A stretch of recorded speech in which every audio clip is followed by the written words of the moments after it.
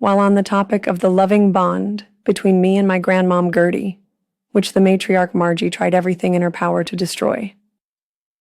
As previously described in the video titled, "What a Friend We Have in Jesus," the matriarch and patriarch snuffed out any hope of attending church with my grandmom and growing up with some semblance of normalcy.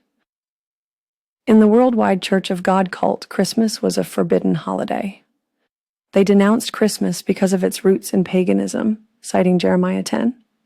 Of course, they never once thought to question the overt association between ancient Hebrews and olive tree oil worship.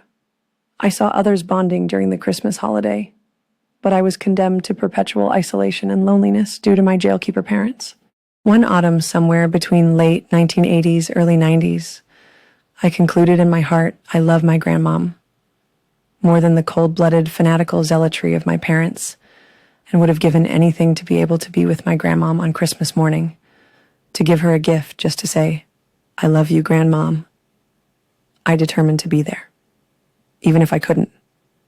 Of course, as with everything else, the matriarch limited my access to money, but I managed to scrape together about $10, which came from saving lunch money, or perhaps selling bottles or sweeping floors.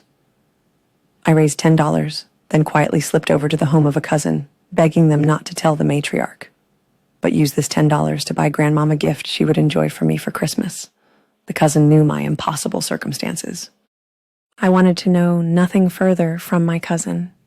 Just do the job, and for God's sake, say nothing that the matriarch would learn about the gift.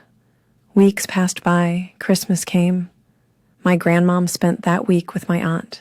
It was one of the loneliest weeks because I didn't get to spend that Friday night with her.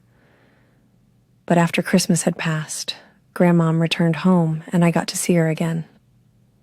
When I went over to her home that Friday evening, she came to open the door and her eyes were bloodshot from tears. She was bawling and told me that of all the Christmas gifts she received, this one, a small gold chain with a tiny pearl droplet, was the most special to her because she knew the trouble I had to go through to get it for her. The matriarch regarded the act as defiant disobedience.